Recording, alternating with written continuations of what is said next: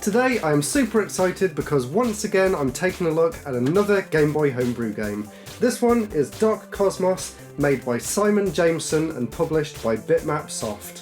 First of all, this game originally came out a few years ago on the Commodore 64, and the designer actually went back and took that original game and reprogrammed it specifically for the Game Boy Color.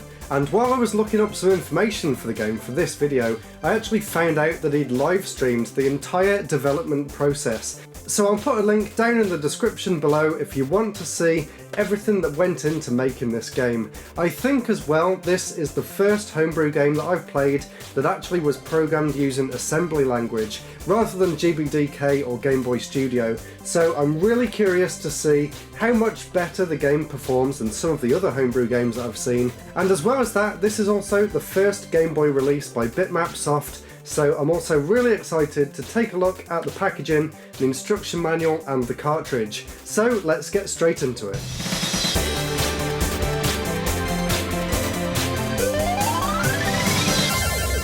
This video is sponsored by Bifrost Bridge Studios, who are also making a Game Boy homebrew game called Gaia's Seed. I can't wait to share more information with you, which I will be doing very soon. If you follow them over on Patreon, you can get behind the scenes looks and updates to the game and updates to the graphic novel. Now with that said, let's take a look at the packaging for Dark Cosmos and then we'll take a look at some gameplay. So let's begin with the packaging. Bitmap Soft have done a great job with the materials used for the box. It feels very sturdy. It's also quite shiny too compared to some of the other homebrew releases that I've seen recently.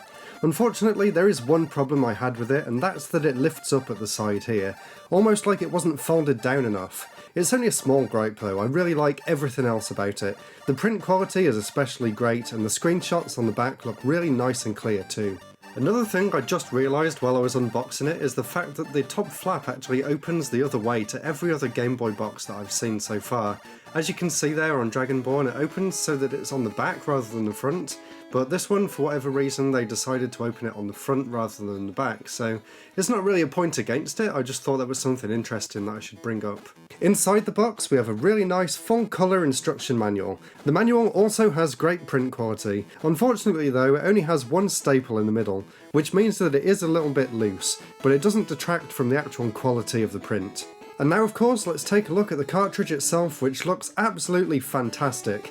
I love the colour and the translucent plastic they used for the case. Unfortunately though, it seems like they forgot to screw mine in. Apart from that slight oversight, this is by far my favourite of all the homebrew carts that I've seen so far. And now with that unboxing out of the way, let's take a look at the gameplay.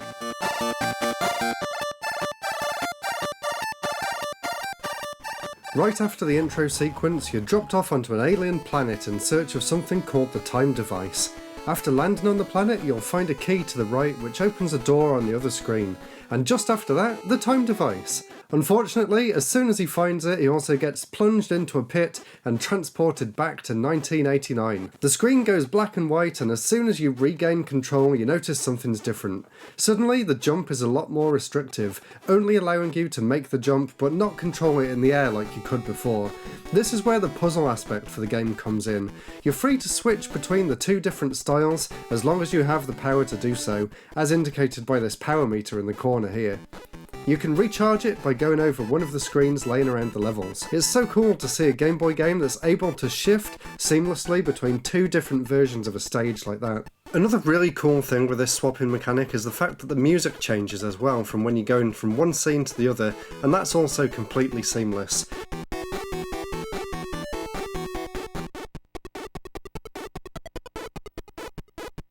Although there's only technically two songs in the game, one from the title screen and one for the gameplay, they're both really good and really catchy tunes, and they definitely make it a lot more palatable when you're playing the game over and over again. After a while I found myself humming along to it. It really is a fantastic soundtrack.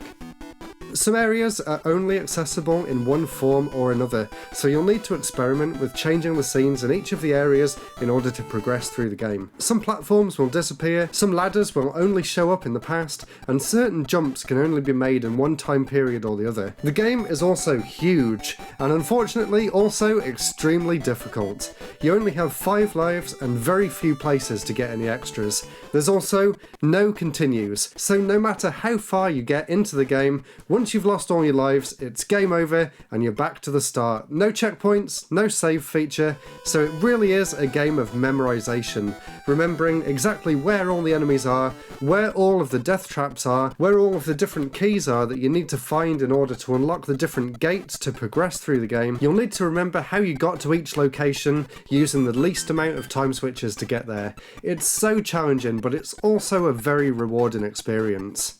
Now I know I shouldn't expect too much because this is only a homebrew Game Boy game, but I would have loved it to have some sort of map system because the amount of time that I spent going backwards and forwards and trying to memorise all of the different areas could have been made a lot easier by just having a simple map system, at least just to show you what screen you're in relative to where you're trying to get to.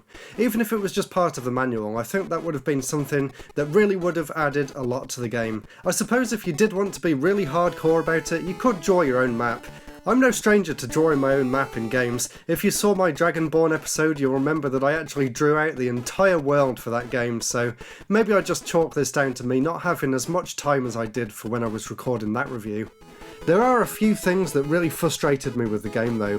For one thing, you can only hold one of each colour of the key, so when I finally made it to the end of a long series of deadly rooms, only to find out that the key at the end was the same colour as the one that I was already holding, and I had to backtrack all the way back through that area, unlock a gate of that colour key, and then go all the way back to where the key was again just to be able to pick it up. Of course, on the way back I died and had to start the entire game all over again from the beginning. It can also be really frustrating to get to a certain part and then realise you have to change time zones again, but unfortunately you're out of power, so your only option then is to backtrack once again to one of the power pods in order to try again. There's several different enemies in the game, each with their own predictable movements. They're more like obstacles than enemies because they don't actually attack you. It's easy to dodge them once you know how they all move, although some of the hitboxes are a little bit too big, I think, especially with this slime that drops from the ceiling.